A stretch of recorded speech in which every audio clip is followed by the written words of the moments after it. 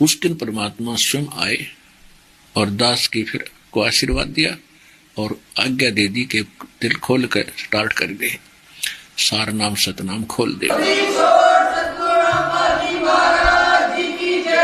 और परमात्मा ने यह भी कहा है कि घर घर देखो बोध बिचारा और सतनाम सब ठोर उचारा। और पहले अपने आत्माओं आदरणीय नानक साहिब जी को परमात्मा ने सतनाम दिया था 2 अक्षर का, और उनको कह दिया था आगे मत देना। धर्मदास जी को दिया था 2 अक्षर का मंत्र सतनाम, धर्मदास मेरी लाख दुहाई, ये सतनाम अभी बाहर न जाई।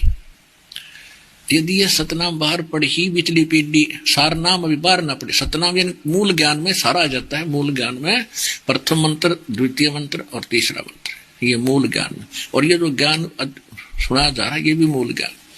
तो मूल ज्ञान तब तक छुपाई जब तक द्वादश पंथ ना मिट जाए। तो कह अब आप देख रहे हो कि आज परमात्मा की दया से घर घर आपके भाई बहन आप तक संदेश पहुंचा के आए, उस ज्ञान को सुनकर समझकर आप यहां भागे आए। तो अब घर घर में ज्ञान बंटता आपने देखा कदे? ऐसे जैसे अब बांटा जा रहा भगवान के द्वारा। ठीक है, कहीं विरोध भी हो रहा है, कभी वो भी सोचेंगे भगत परमात्मा के बच्चों की कविताएं खुलेंगी तो वो भी स्वीकार करेंगे। हम भी शुरू में ऐसा विरोध ही कर रहे थे कि ये तो झूठा ज्ञान लगता है, क्योंकि हम झूठे को सत्य मान चुके थे, जिस कारण से हमें सत्य स्वीकार्य नहीं हो रहा था। तो अब आप देख रहे हो घर घर देखो बोध विचारा। बोध माने ज्ञान की चर्चा घर घर में होगी, और सतनाम सब ठोर उचारा। सबको सतनाम दिया जाएगा, खुले दिल से दिया जाएगा, क्योंकि इन सब नकलियों का पता ही लग गया क्या नाम देते थे।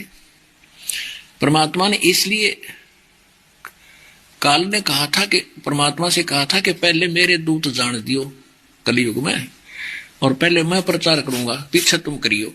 तो परमात्मा ने यह भी स्वीकृति दे दी थी, पहले आप कर लेना। तो काल की सोच तो बालक जैसी है धनी के सामने। उसने ये सोचा था कि मैं इतना कंडम कर दूंगा इन कलयुग में सभी प्राणियों को, और नाना प्रकार की भक्ति, नाना प्रकार की बकवाद शुरू करवा दूंगा, फिर विकारी बना दूंगा, और मेरे दूत जाकर सबको अपनी ग्रिप में कर लेंगे। आप देख रहे हो नकली पंथ, राधा स्वामी पंथ, सच्चा सौदा सरसावड़ा का पंथ, निरंकारी पंथ, और करोड़ों की संख्या में ये भगवान, हर कह नहीं इनके पास ज्ञान का, ये परमात्मा। तो ये काल का सुनियोजित चाल थी, जाल